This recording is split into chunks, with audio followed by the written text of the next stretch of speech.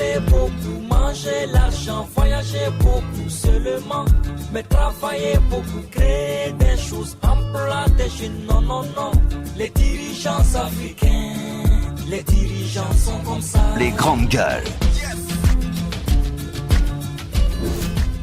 Bonjour à toutes, bonjour à tous. Merci de nous rejoindre sur Espace TV. Merci de votre fidélité. Merci de nous accompagner tout le long de la semaine, pratiquement du lundi au vendredi. Nous vous aidons à mieux comprendre l'actualité en la décryptant à 380 degrés. Vous le savez, ce talk show qui parle de vous. Merci à tous de nous regarder à la télévision à travers le monde.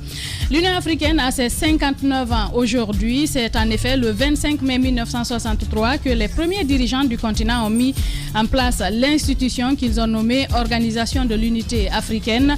Plus d'un demi-siècle d'existence, plusieurs réformes ont été menées, mais les défis restent encore énormes, il le dit Jacques Lévaleno.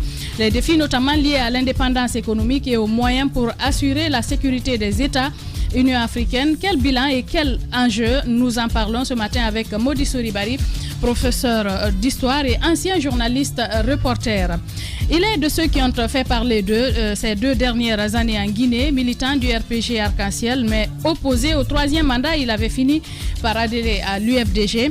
Il est désormais maire de Matam à la place de Seydouba, son ancien co-accusé dans une affaire de violation présumée d'un contrat de gestion des ordures à Madina.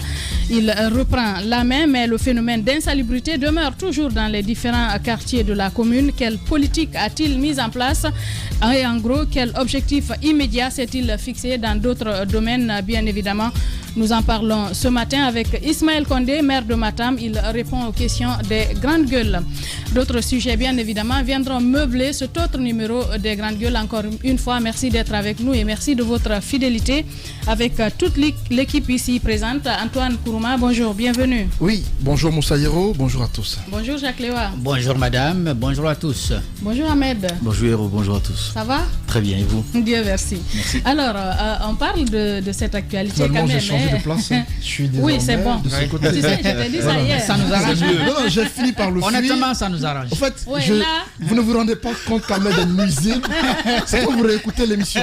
Non, mais il est terrible. Et toi aussi, tu es entré dans son jeu. Non. Tu as voulu faire comme lui. Lorsque hier. j'ai réécouté l'émission hier, je me suis rendu compte. Non, mais il fait tout fait pour vous exprès. empêcher de parler. Mais il fait exprès. Pourquoi tu ne fais pas la il est sourde oreille? nuisible. Et le malheur pour moi, c'est que lui et moi, on est liés au même micro. On ne peut pas vous Tant que je parle, il peut parler aussi.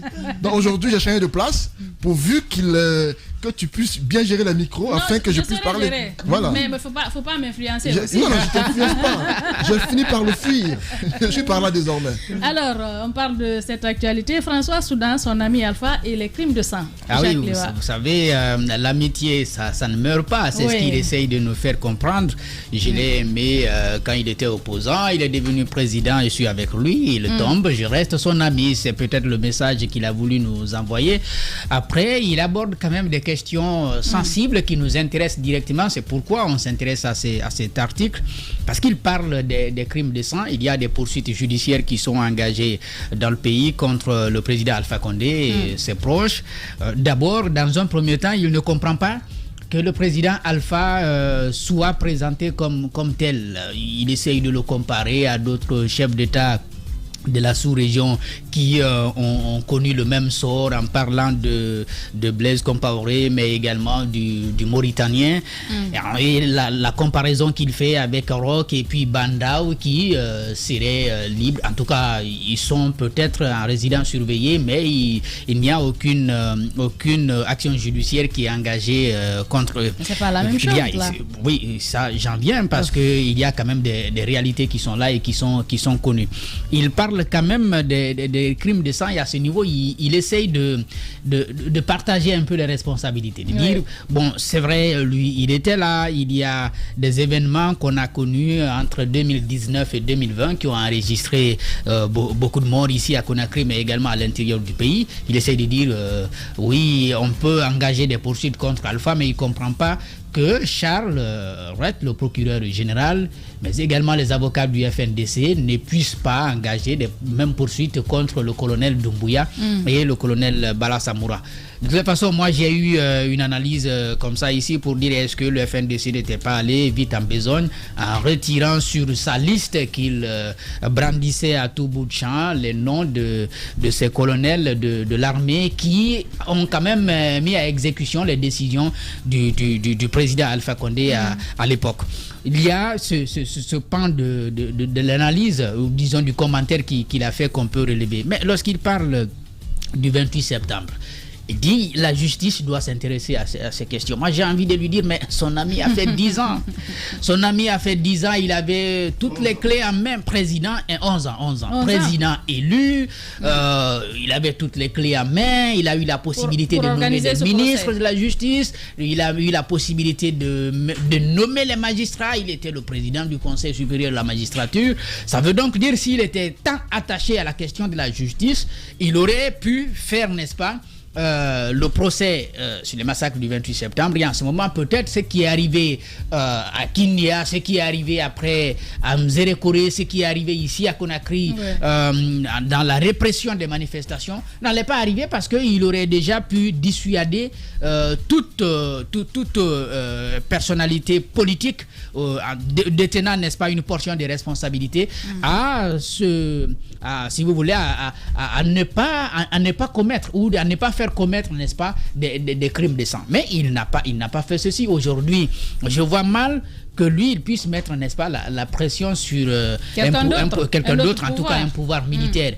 C'est normal qu'on puisse réclamer de la justice, mais ce n'est pas le bon messager. Le message est bon, mais ce n'est pas le bon messager. En tout cas, venant de lui, il aurait pu, quand Alpha était là, dire, écoutez, vous êtes issu votre pouvoir est issu d'une crise. Une crise véritable.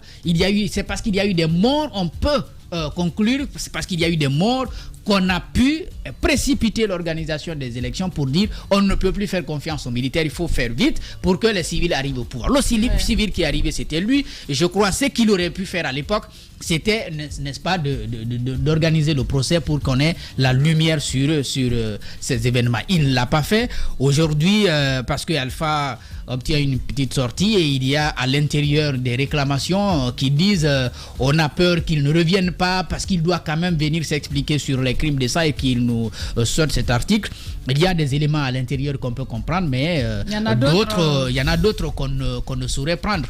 Et encore une fois, moi, sur les crimes de sang, je suis d'accord qu'on puisse entendre tout le monde, même les autorités actuelles. Je ne dis pas qu'il faut les enlever tout de suite du pouvoir, de leurs responsabilités, les mettre dans les mêmes conditions que les autres. Mais encore une fois, il y a des explications à donner. Parce qu'il nous apprend par exemple que ce qui s'est passé à Kindia n'avait rien à voir avec la crise politique qu'on était en train de connaître à l'époque, liée notamment au 3e mandat, mais c'était plutôt lié, ce serait plutôt lié à une réclamation de primes. Des primes impayées ou disons bloquées par le commandant d'alors qui a finalement été tué. Si c'est cela le fait véritable de ce soulèvement qui n'est pas resté du côté de Kindia, parce qu'ils ne sont pas restés à Kindia, et quand ils ont tué le commandant, ils ont pris la direction de Conakry. C'est à partir de Dubreka qu'ils vont être interceptés, et puis on a tous vu les corps. C'était quand même très sensible, c'était un peu choquant de voir en tout cas ces corps traînés, manipulés par les éléments des forces spéciales. Mais encore une fois, s'il y a des éléments qu'on peut davantage nous présenter, parce qu'un crime c'est un crime, c'est pas parce que ça concerne... on avait brandi une tentative de coup d'État. Voilà, c'est ce qui avait été présenté à l'époque. On avait dit que c'était une tentative de coup d'État. Ils avaient pris des armes à Kindia, foncé sur Conakry pour déstabiliser le régime. Si aujourd'hui l'ami de monsieur le président, monsieur l'ancien président nous dit que ça n'avait rien à voir, c'est comme s'il était en train de contredire déjà le discours d'hier, de dire hier mon ami avait menti, c'était pas un coup d'État, c'était une mutinerie. En même temps, il n'aide pas son ami. Il ne l'aide pas, c'est ce que j'essaye de relever. C'est pourquoi je dis il faut que les gens s'expliquent sur ce qui s'est passé à Kindia. Est-ce que c'était vraiment une tentative de coup d'État ou alors c'était une mutinerie qui consistait à réclamer de l'argent. Parce qu'on parle de soldats qui étaient du côté du Mali et qui sont rentrés, dont l'argent n'avait pas été payé. Est-ce que c'est cela? Ce n'était pas le discours d'hier en tout cas. En tout cas, ce n'était pas le discours d'hier. Bonjour Daouda, bienvenue. Oui, les micros. Bonjour Djadia, bonjour à tous. En fait, j'oublie qu'il n'est plus à côté. Donc, bonjour. Maf, bonjour, bienvenue. Merci. Alors, Ahmed, vous avez également suivi, vous avez dû lire cet article. Que vous inspire le contenu? Écoutez, si juste en réclamant de l'argent, on peut aller tuer le commandant de... Quand même, ça suscite des interrogations. Ce n'est plus une réclamation. Ce n'est plus une réclamation. Et ces gens-là, ils avaient quoi comme arme ce jour-là en descendant sur Conakry? Justement. Ce que je sais, c'est qu'ils avaient des 17,5. Et quand le 17,5 s'arrête à 36, ils broient tout sur son chemin jusqu'à Kaloum. C'est clair. Et à l'époque, celui qui était censé sécuriser, si on peut le dire ainsi, le territoire, dans tous les pays, c'est comme ça. Ce sont les forces spéciales. Et quand c'est comme ça, on fait appel à eux. Et quand on les fait appel et que tout est clair, ben, ils ne peuvent que agir. Et de toutes les façons, l'histoire nous en dira plus. Et quand vous voyez un gars comme Doumbia qui est assis à Forécaria et qui arrive à descendre pour aller choper ces gens-là, c'est qu'il y a eu un travail de fond. Il y a eu forcément des gens qui l'ont guidé. Il y a des spécialistes dans ce pays qu'on ne connaît, pas, des hommes de l'ombre, mais qui sont très efficaces. Et je pense que ces gens-là ont souvent aidé le pays. Moi, j'ai pas envie de toutes les façons. Soudan, il est dans son rôle. Hein, on peut avoir des amis. Voilà. Il est connu. Au-delà d'être connu. Moi, je veux sortir de ce journalisme mécanique là où il a des amis qui le défendent. Voilà, ça peut arriver. Hein, on peut avoir un penchant pour et puis manifester ça dans même le traitement on l'a vu ici pendant les manifestations sous Alpha Condé. Donc, nous sortir un article parler de la République de Ratoma. À l'époque, c'était carrément un article avec parti pris. Moi, je pense qu'il peut continuer à parler et la Guinée va continuer à évoluer.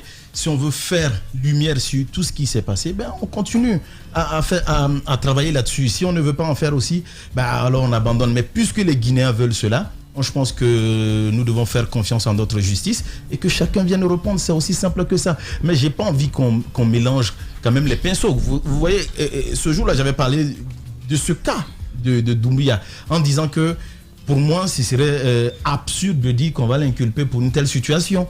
Puisqu'il est quand même sorti pour jouer un rôle. C'est comme un policier à qui on dit non, il y a une manifestation ici.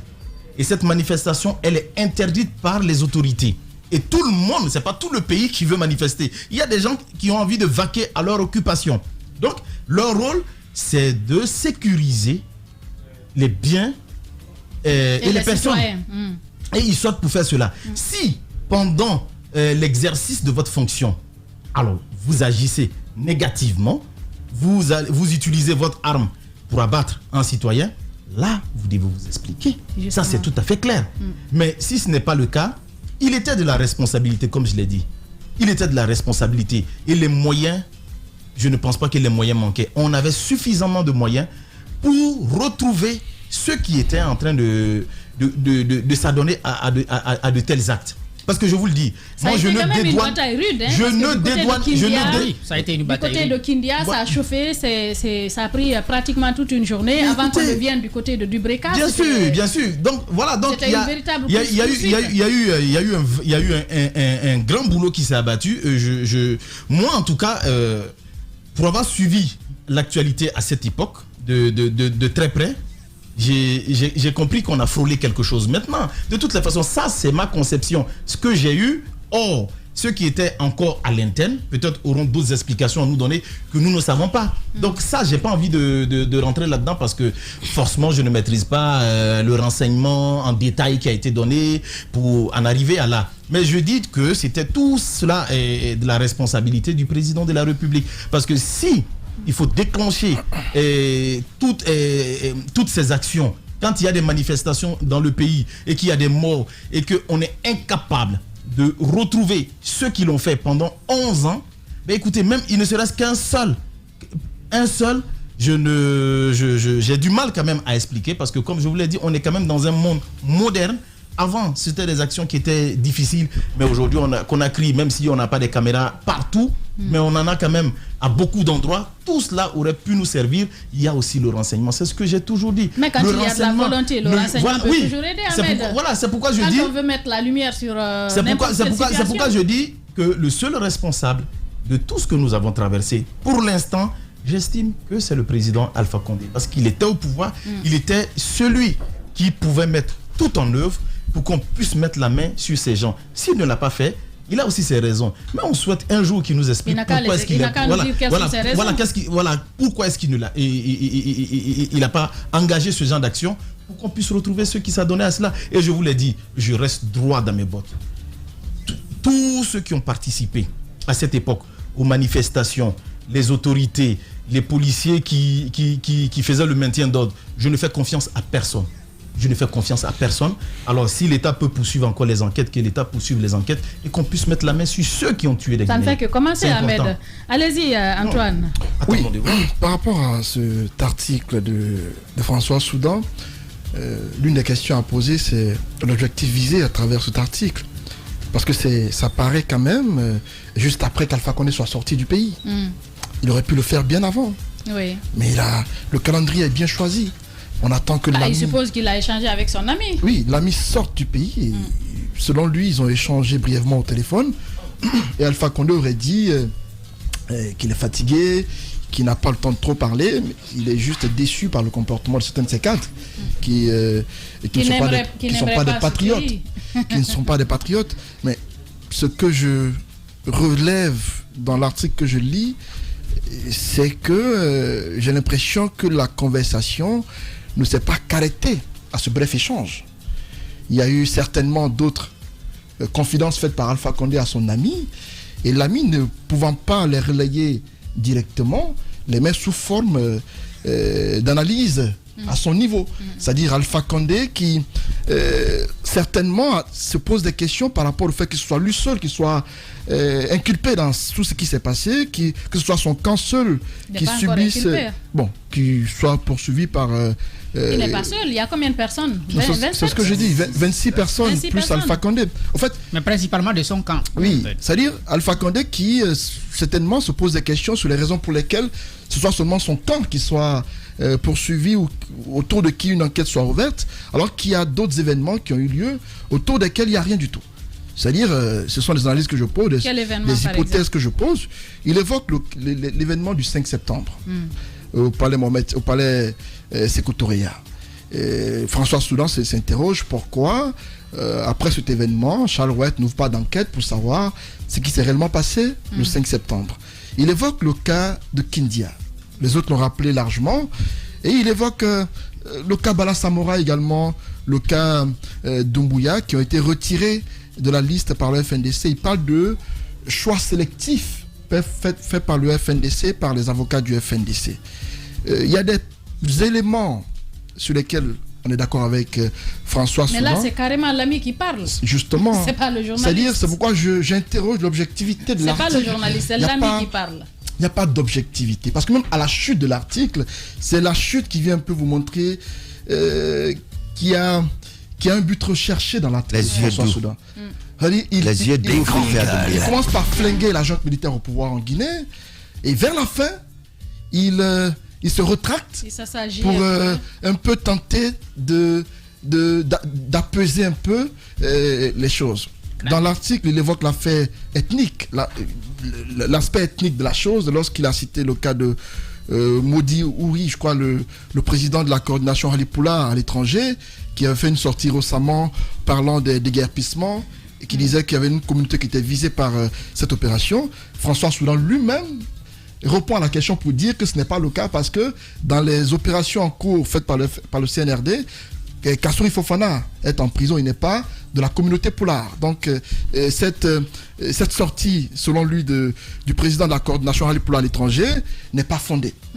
Alors, je me dis, Soudan, vous l'avez rappelé, est dans son rôle.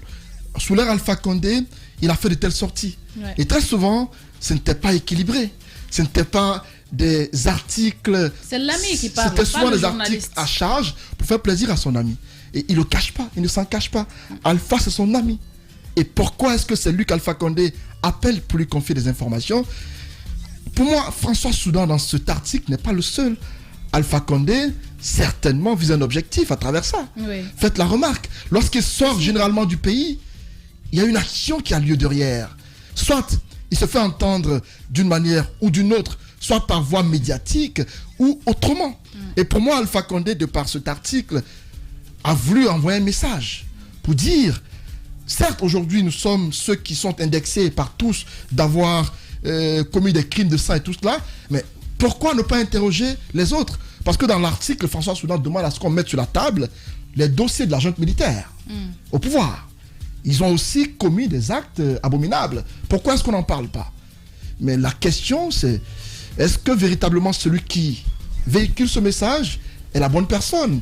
Si c'était un journaliste équitable dans le traitement de l'information, équilibré, on aurait prêté une attention particulière à son article, parce qu'on aurait dit, François Soudan, quand il parle de la Guinée, il le fait sans parti pris. Sauf que Soudan n'est pas un exemple dans le traitement de l'information sur la Guinée. Et malheureusement, quand on fait des constats de jour en jour, qu'il y a de grands médias qui, souvent, dans le traitement de l'information, font dans le business. Généralement, on fait le business avec des présidents et tout cela. Et la question que beaucoup se posent, est-ce que François Soudan, à travers sa chute de son article, n'est pas en train de faire un clin d'œil à la junte militaire au pouvoir? Je tape sur vous, une façon d'attirer votre attention, et de rien, vous me faites appel, afin que... ça s'est fait avec Cheikh Yérim Seck, avec Dadis Camara à l'époque. Cheikh Yérim Seck qui, à un moment donné, était venu pour négocier, afin que l'image d'Addis soit un peu reparée sur le plan international. Dadis avait refusé les propositions de Cheikh Yérim. Il avait même révélé sur les médias pour dire qu'il m'a proposé de l'argent, j'ai refusé. Et Yérim Seck, pour se venger de Dadis, était sorti dans les médias, sur Jeune Afrique, sur Canal+, et sur d'autres chaînes internationales, pour s'attaquer, mais de façon vigoureuse et virulente à Dadis. Par après, quand Sekouba est venu, mais il était l'ami de Sekouba Konaté. Il parlait du bien de Sekouba. Donc c'est un peu ce à quoi on nous a habitués avec les médias internationaux, surtout Jeune Afrique, qui par moment a tendance à ne pas nous journalistes des palais. À ne pas nous inspirer. Mafoudia, qu'est-ce que vous en pensez? Déjà, Jeune Afrique, c'est un journal assez crédible qui a trouvé sa place dans les coulisses du pouvoir, qui a su se faire des amitiés autres pour être au-delà de l'amitié, mais qui au départ a su s'imposer. C'est vrai qu'aujourd'hui, ce qu'on nous sert nous amènera à nous poser des questions, parce qu'effectivement, il y a une grande amitié avec les présidents, surtout les présidents africains. Et pour preuve, vous avez souvent des papiers commandés. Par exemple, il y a un article qui est sorti récemment où c'était titré « Quels sont ceux qui murmurent ?» Je crois, je n'ai pas exactement, mais « Quels sont ceux qui murmurent aux oreilles du Premier ministre guinéen ?» Et vous avez cette même formule dans un autre pays, et c'est encore signé Jeune Afrique. C'est une stratégie. C'est de la communication. On se fait de l'argent, c'est comme des articles payés et autres. Moi, ma question ce matin, c'est pourquoi on s'accroche aux lèvres de ceux qui écrivent dans Jeune Afrique? Pourquoi? Et dans la critique, moi, je voudrais quand même reconnaître ce qu'ils ont fait. Je me rappelle des lendemains du 5 septembre, quand nous, on était là à traiter de ce que tel a dit, coup d'État, c'est quand même Jeune Afrique qui a permis aux Guinéens de comprendre, de façon subjective ou pas, mais comment le coup d'État a été mené. C'est avec eux que les Guinéens ont su comment ça s'est passé. Nous, les médias guinéens, on était accrochés aux commentaires. Les lendemains, ce qui se dit aujourd'hui, ce qui se prend comme décision aujourd'hui, demain, c'est ce que nous commentons. Ils ont quand même cette autre facette que moi, je veux bien saluer. Et moi, au lieu de me retrouver... Il faut prendre avec des pincettes. Non, prendre avec des pincettes ou pas, je te parle en fait de la forme. Parce que moi, me retrouver un matin comme ça à dire François Soudan, parce que, par exemple, l'article qu'on nous propose, ce dernier article qu'on nous propose, il ne nous apprend rien. Oui, mais enfin, c'est là le problème. Non, on parle de journalisme. Le journalisme est différent de ce qu'on nous sert. Moi, en fait, ça, c'est pas du journalisme. Ce que je n'arrive pas à concevoir, c'est qu'on prenne de notre temps pour dire qu'il ne fait pas bien son travail. Il parle... Et tu le sais? Non. Je sais. Écoute, c'est mon point de vue. Je pense que j'ai ma lecture. Non. Il y a votre lecture, mais il y a surtout, je ne sais pas, là où tu envoies le débat, il n'est pas là-bas. Ce droit dans une telle émission. On est en train de parler des crimes de sang. Le monsieur parle des crimes de sang. S'il avait pris son article pour dire Alpha est beau, nous on allait se mettre à parler de ça ce matin ici. C'est parce qu'il évoque les crimes de sang et il nous parle des crimes de sang. Si vous voulez, à notre place. L'histoire de Kindia, nous étions là. Il ne peut pas présenter une situation parce que le média part à l'international. Il ne faut pas l'oublier. Les gens peuvent avoir la perception que ce qu'il dit, c'est cela la vérité. Or, nous étions là. Il faut qu'on présente la vérité. En tout cas, ce que nous savons de ce qui s'est passé. Encore une fois, c'est ce que je dis. Un certain nombre d'éléments. Il a fallu déjà que François Soudan l'évoque pour que nous revenions dessus. Nous l'avons déjà fait. Mais écoutez. Nous l'avons déjà fait. On a commencé suffisamment. Écoutez-moi. Sur ce coup-là, tu es à côté de la plaque. Sur ce coup-là, tu es Il n'a pas fallu qu'il évoque. Écoutez-moi. Je parle de ce matin. C'est la façon qu'il a évoqué. Je vous parle de ce matin. Qu'il l'évoque de 1000 façons. C'est la manière qui nous a interpellés. Il l'évoque de 1000 façons. C'est un journaliste. Il a son angle. Il a son objectif. C'est l'ami du Ça, c'est pas du journalisme, là. Attendez, je ne dis pas que c'est du journalisme. J'ai commencé par dire. Excuse-moi, Maf, quand tu dis qu'il a fallu que Jeune Afrique parle de ce qui s'est passé. Je parle de ce matin. Je ne dis pas qu'on n'en a jamais parlé. Là, tu es en train. Écoute, tu n'as pas besoin de récupérer le micro pour me répéter que je suis Parlons du 5 septembre. Là, tu nous fais un mauvais procès. À l'époque, on a été l'un des rares médias avoir fait un direct le jour du coup d'État. Le premier média. On était dans ce studio. On est sorti sur les balles pour faire une émission en direct ici. J'ai bien dit. Il faut qu'on le rappelle parce que c'est un mauvais procès qu'elle nous fait là. Dire qu'on a pris des infos sur Jeune Afrique pour commenter. Là, je n'ai pas dit ça. Je n'ai pas dit ça. À l'époque, on était tous ici présents. On a commenté l'actualité. Moussa Moïse était sur le terrain. C'est ce qu'on a fait. Je n'ai pas dit ça. C'est un mérite qui nous revient. Oh, Antoine. Voilà, les médias étrangers sont inspirés de nous. Il faut le dire. Voilà. Non, c'était juste pour apporter cette précision. Non, c'est pas pour apporter, sinon tu as fini d'apporter toutes tes précisions. Allez, tu m'écoutes. Maintenant, tu m'écoutes. Ce que j'ai dit, ce studio-là, on était ensemble dans ce studio. Ce que j'ai dit, le descriptif qu'il y a eu de ce coup d'État, on ne l'a pas fait. Et ça, c'est vrai. On ne l'a pas fait. C'était une exclusivité. Moussa Moïse, à l'époque, je me rappelle, Amadou Sow et là, ils étaient sur le terrain. Moussa, on peut encore repasser la bande sonore. Moussa a fait une description de cet événement.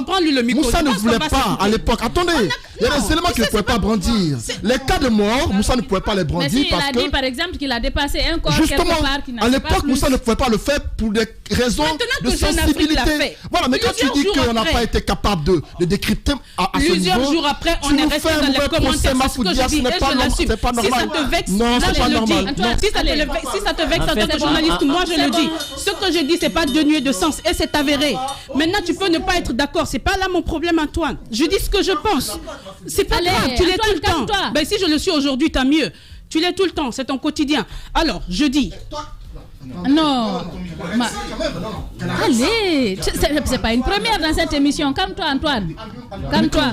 Qu'elle arrête ça. Quoi? Qu'elle dise que je suis tout le temps à côté de la plaque. Elle qui est tout le temps dans la plaque ou, je sais pas, sur la bonne partie de la plaque. Sois galant ce matin. Demande d'être professionnel. Je suis pas galant. Quand tu es à côté de la plaque, on te... Bien, voilà. Je pense que ça chauffe dans ce studio. Nous revenons dans un instant. Radio Espace Guinée. Le son des îles paradisiaques. À Roum, Los, sur 99.7. Radio Espace. La radio au cœur des îles. Et sur Espace TV, 657 39 13 13, vous savez, c'est le numéro sur lequel il faut nous écrire. Si vous êtes à l'international, il vous suffira juste d'ajouter l'indicatif de la Guinée, le 00224. Vous pouvez également nous écrire sur Twitter. Et merci à Sola Media qui relaie l'émission sur Facebook. Nous nous ferons le plaisir, si tout va bien dans la deuxième partie, de prendre en compte vos messages. Merci surtout de nous écouter sur Yoliba FM du côté de Kouroussa et sur Bambou FM du côté de Farana et sur toutes nos antennes régionales à Kankan sur la 99 exceptionnellement. Alors, on revient en studio, Mafoudia, je pense que ça va, les nerfs, on s'est un peu calmé. On continue le débat. Bien. Alors, avant cette petite pause, je disais qu'il y a beaucoup de choses à redire aujourd'hui sur le travail de Jeune Afrique. Oui. Mais on a vu que tous les grands médias du monde, au fil des temps, commence à s'accommoder avec les élites politiques, avec des personnalités. Donc souvent, l'objectivité n'y est plus au fil du temps. Les articles souvent que nous pouvons lire sur Jeune Afrique, on voit que souvent c'est des articles commandés. Et j'ai pris pour exemple ce qui s'est passé au lendemain du 5 septembre, le travail que Jeune Afrique a fait en permettant aux Guinéens de comprendre la procédure en profondeur de comment le coup d'État a été mené. Et ça, c'est une vérité. Je ne dis pas que les jeunesses guinéennes n'étaient pas là pour commenter, pour dire qu'il y a un coup d'État. On a pris l'antenne dans l'après-midi. Mais savoir nombre de commandos, nombre de morts, comment ça s'est passé de bout en bout, il a fallu Jeune Afrique. C'est ce que je dis. Et par ricochet, j'ai dit que on est resté... Jeune Afrique n'a pas été exhaustif sur le nombre de morts, hein, Mafoudia. Non, je ne rentre pas dans les détails. Je te parle déjà de la forme, de l'initiative. Parce que, par exemple, moi, j'ai vu plusieurs Guinéens qui ont dit c'est grâce à Jeune Afrique qu'on a compris que c'est comme ça que ça s'est passé. On n'a pas fait ce travail. Je pense qu'on peut se permettre cette critique. C'est mon avis. Maintenant, plusieurs jours après, on est resté encore dans les commentaires. Par rapport aux sorties d'Alpha Condé, même pour savoir pourquoi il est sorti, ce qui se dit à Abu Dhabi et tout, on a encore vu Jeune Afrique. Et là, évidemment, il se sert de ses relations. Comme vous le rappelez tout à l'heure, c'est quelqu'un qui est effectivement ami avec les présidents. Et il est ami avec notre président. Donc, tu parles de quelle sortie? Non. Les sorties, quand le président sort du pays pour aller se soigner, il y a beaucoup de choses qui ont fuité. C'est encore Jeune Afrique qui a fait fuiter. Il y a des choses qui ont été dites ici par des journalistes. Je ne les dénie pas. Je dis juste, puisqu'on est en train de parler de Jeune Afrique, en fait, si vous me dites de revenir sur tout ce que les médias guinéens ont fait, on dirait beaucoup de choses, mais juste comme on parle de Jeune Afrique, je dis juste ce qu'ils font parallèlement. Parce que j'ai bien envie de voir de façon subjective, mais j'ai envie aussi de rappeler cela. Maintenant qu'il y a eu tout ce travail, c'est évidemment fort de ces relations avec certaines personnes qu'on a certains commentaires.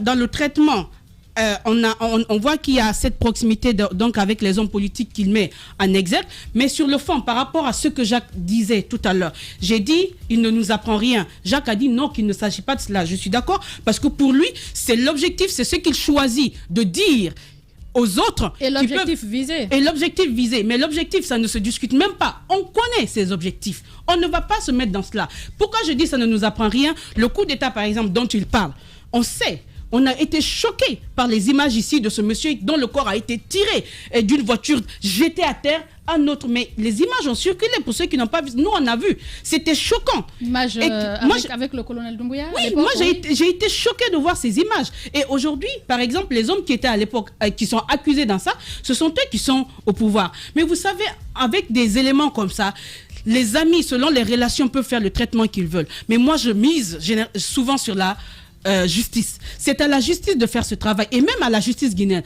On a souvent tendance, quand il y a des événements comme ça, de miser sur la Cour pénale internationale et autres, mais on a vu cette Cour pénale internationale. On a vu où est-ce qu'elle va quand elle veut et avec qui elle peut faire quoi. C'est à la justice guinéenne, c'est aux Guinéens de pouvoir juger. On a un coup d'État qui est passé le 5. Il y a eu des Guinéens qui sont tombés. On en parle peu aujourd'hui parce qu'on se dit que c'est le CNRD qui est au pouvoir, mais comme on le dit souvent, non, je dis on en parle peu. Donc tu es dans le peu là. Non.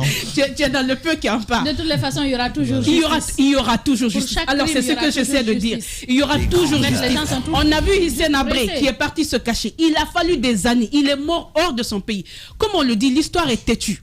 L'histoire est très têtue. Faites ce que vous avez à faire. Les actes rattrapent. Maintenant, chacun peut faire le traitement qu'il veut. Moi, ce que je disais ce matin, pour résumer ma lecture, c'était de dire que c'est vrai que c'est important, mais je voudrais qu'on apporte sans s'accrocher aux lèvres de François parce qu'on le connaît et on sait ce qu'il vise.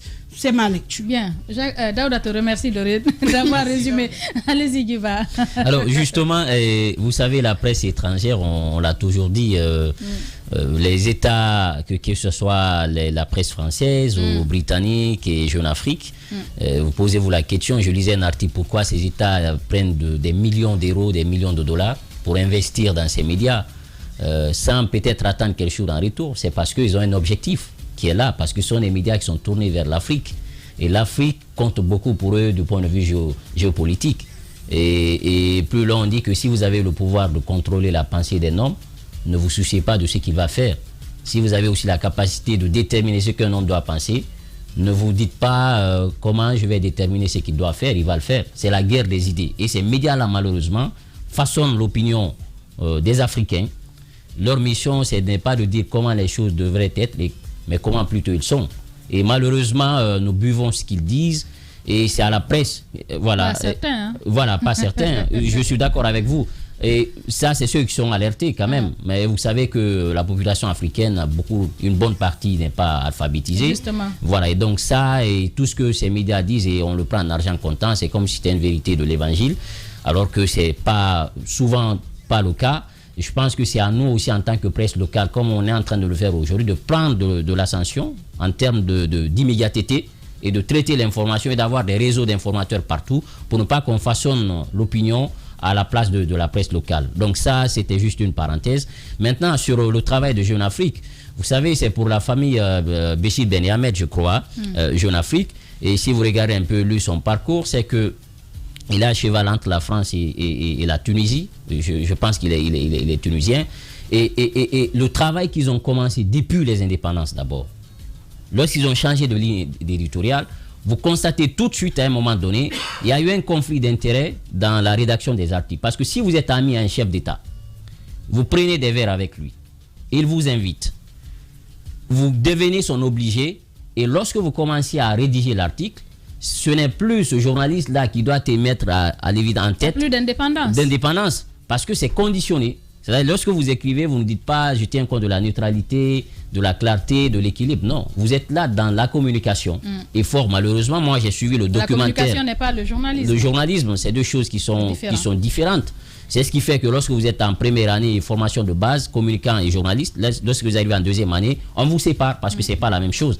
Et malheureusement, j'ai suivi le documentaire d'Alpha Condé.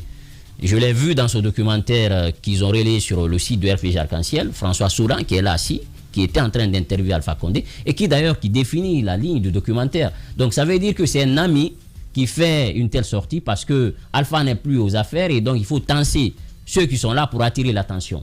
C'est de la communication malheureusement. Maintenant, si vous regardez le fond, il peut y avoir une part de vérité lorsqu'il dit qu'on a épongé l'ardoise et on a enlevé des noms tels que Doumbouya, tels que Bala Samoura de la liste de... C'est quand même de... Justement, ça dans le fond, ça, il faut quand même le rappeler. On l'a dit incessamment dans ce studio pour dire que comment comprendre un peu cette décision des avocats du FNDC en s'inscrivant dans cette dynamique. Maintenant, vous savez... Même pas ça, bien avant. On a posé la question à ces justement, bien avant, voilà. Ils ne sont pas partis vite en besogne. Justement. Et bon, c'était de dire non, vous avez un homme aujourd'hui, une caution morale, et il a pris le pouvoir, il a achevé ce que nous avons commencé. Mais sauf que cela ne peut pas effacer.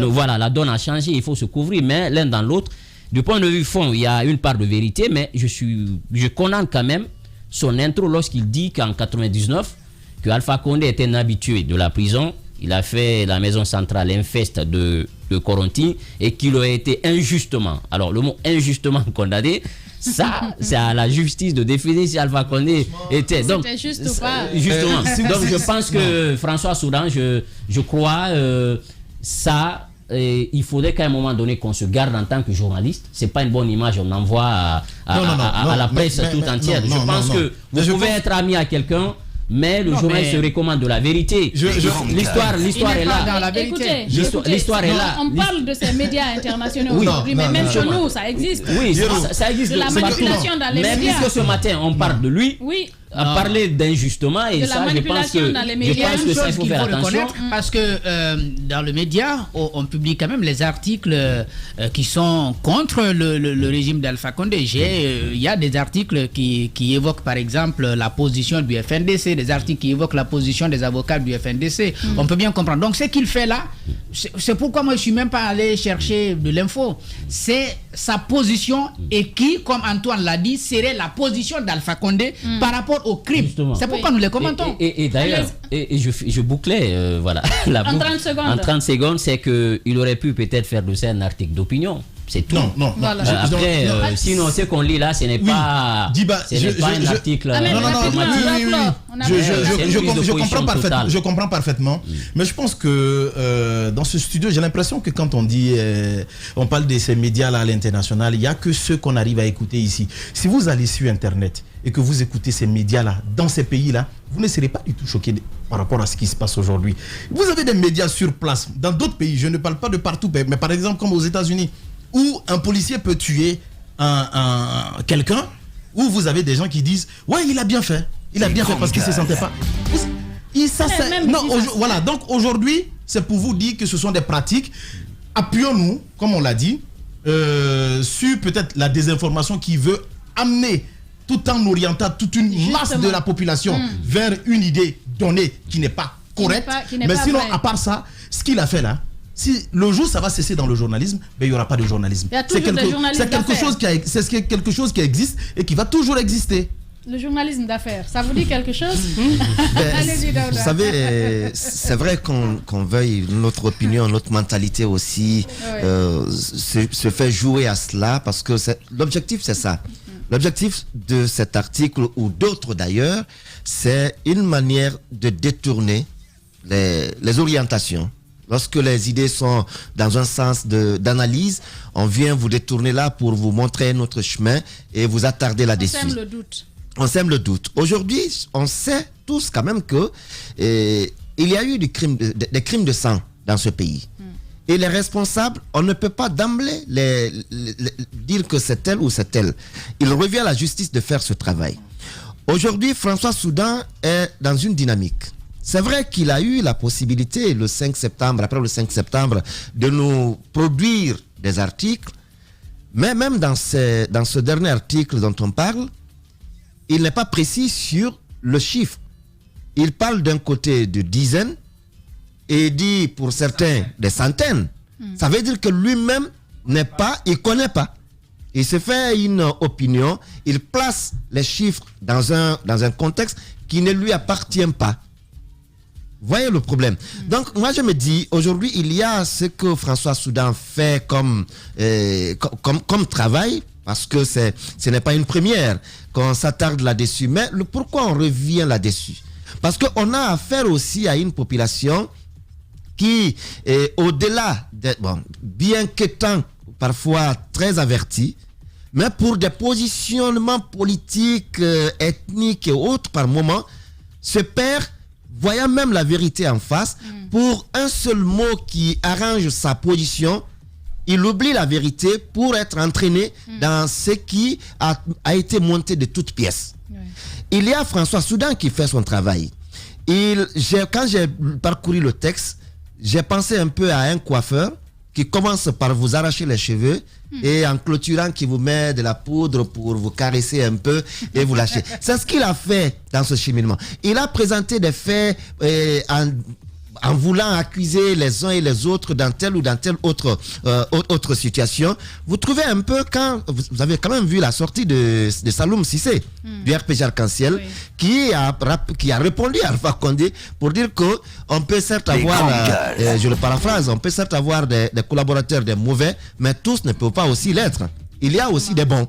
Comme pour dire que cette autre sortie vient encore créer d'autres petits troubles au sein du RPG Arc-en-Ciel. D'autres malaises. Ça ne stabilise pas le RPG Arc-en-Ciel. Parce qu'aujourd'hui, tous ceux qui ont collaboré avec Alpha Condé... Si ça ne stabilise pas le RPG, ça c'est pas notre problème. Franchement, c'est la Guinée qui m'intéresse. Non. C'est la Guinée qui m'intéresse. Non, la Guinée nous intéresse, mais le RPG fait partie de la Guinée. Oui, mais ça le RPG, les prises de position du RPG, de l'UFDG, de l'UFR, du PDN, ainsi de suite, font partie du rythme de vie de la Guinée. Donc moi je me dis, on ne s'attarde pas sur les écrits de François Soudan parce qu'il nous informe, on s'attarde là-dessus parce qu'on a une idée d'une volonté de désinformation ou de manipulation de l'opinion. Bien. Daouda Mohamed Kamara, merci pour cette intervention. Voilà, à venir dans la deuxième partie, nous parlerons éducation, ces manuels qui ont été détournés dans la commune de Ratoma notamment. Nous parlerons également de l'OUA, aujourd'hui Union africaine. Merci à tous d'être avec nous. Si c'est maintenant que vous nous rejoignez sur Espace TV. Véritable success story de la radio Espace Guinée, les grandes gueules, détentrices des meilleurs scores radio en Guinée, de la meilleure émission talk show, a donné le créneau horaire du départ au bureau et du retour à la maison, récoltant depuis des années consécutives le titre d'émission la plus écoutée en Guinée, toutes catégories confondues. Un grand total de plus de 5 millions d'auditeurs ont été fidèles au talk show Les GG, diffusé jour après jour sur toutes les stations du réseau Adafo Média de 9h à 10h30, un exploit qui restera longtemps dans les annales de la bande FM en Guinée.